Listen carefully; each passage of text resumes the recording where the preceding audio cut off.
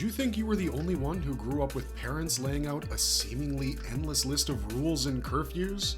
Well, you're not alone. One of the biggest cosmic threats in Stephen King's multiverse has to live its life by a set of principles. Despite its immense cosmic powers, Pennywise can't just go buck wild. We know it sounds unbelievable, but as a matter of fact, there's a bunch of stuff that our favorite clown monster simply cannot or will not do. So, without further delay, let's check out what terms and conditions Pennywise has to follow. The fool! The freak! Whatever form Pennywise takes, it has to abide by its physical rules. We all know that it can take whatever form it wants to. Pennywise happens to be one of its favorite disguises, and hence the obsession over its clown appearance. In reality, it's not bound by any bodily structure. Hell, we barely know its true form as the Deadlights. Our knowledge is restricted to thinking of it as writhing balls of orange light.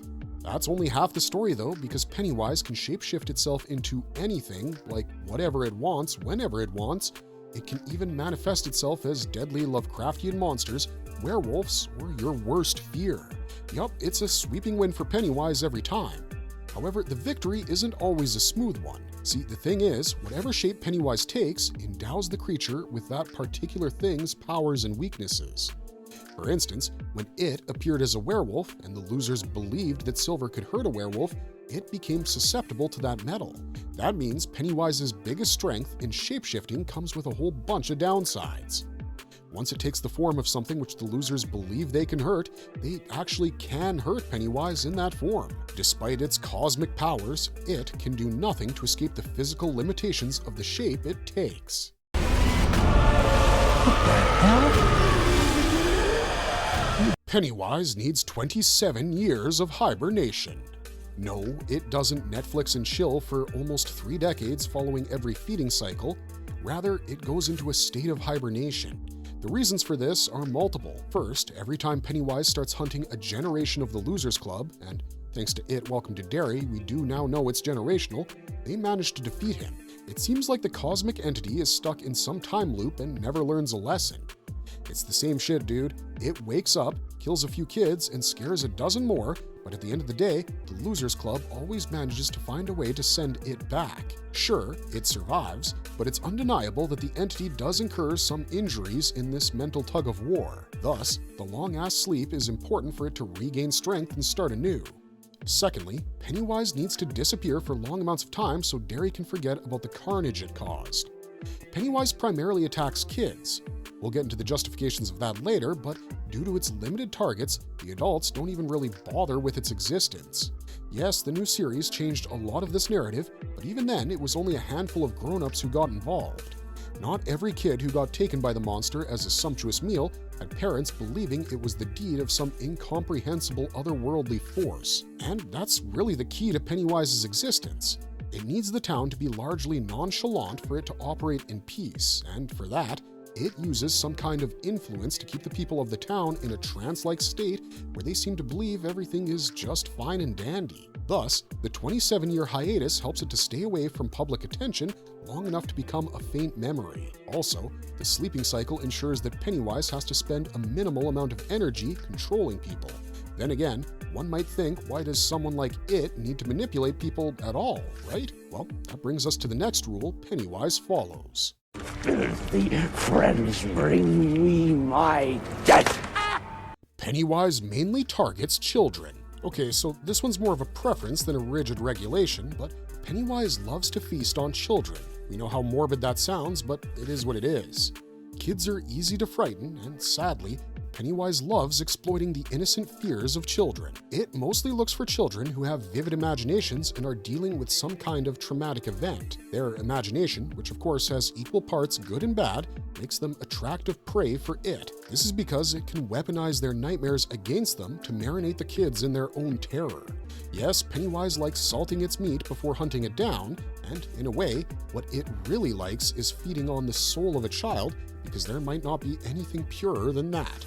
We know for a fact that if Pennywise wants, it can kill adults, and it has, but it doesn't really like putting in that much effort. Adult emotions are way more complex, and it takes a great deal of work to scare an adult. Also, apparently, they're not as tasty. That's a sentence I wish I never had to say.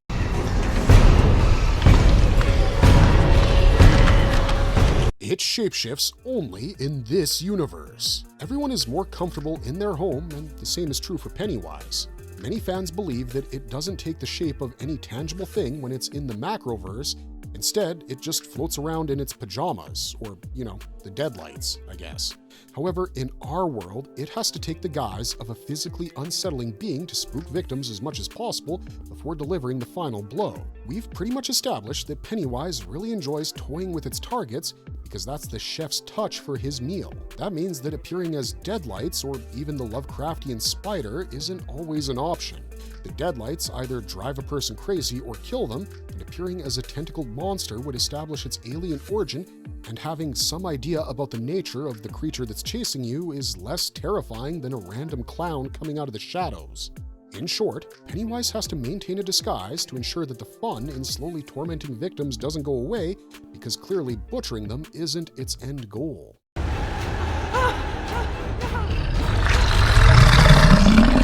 Pennywise cannot win over someone's belief. Remember how Bill told his friends to believe no matter what? Well, that's precisely because Pennywise, no matter how mighty it is, can never truly overpower someone's emotional resilience and confidence. This is a rule Pennywise has to follow.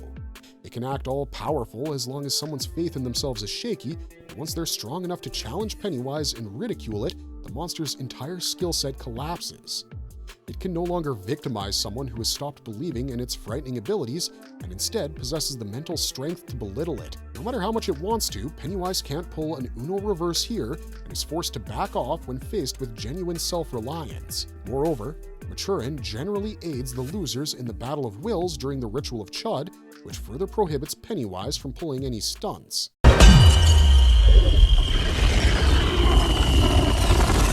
Pennywise is restricted to Derry by the 13 Pillars.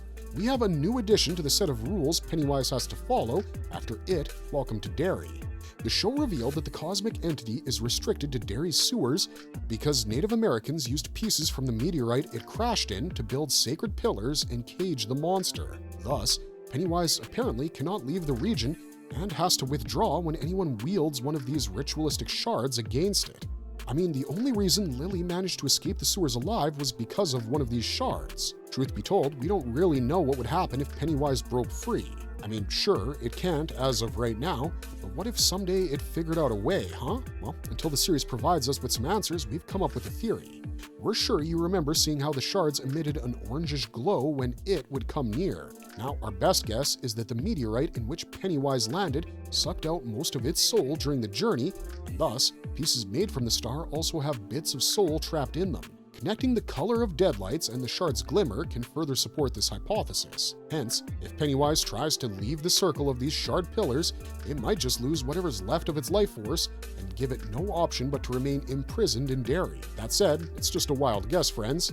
Let us know your thoughts on how these meteorite shards function and why they're so threatening to Pennywise.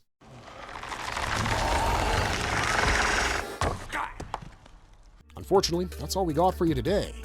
Frankly, it's fascinating to think that Pennywise, out of everyone, has to live by certain directives. Also, this is just what we came up with. Let us know if you can think of any other ones, and we'd love to add them to the list. Otherwise, thanks for watching, stay safe out there, and have a marvelous day.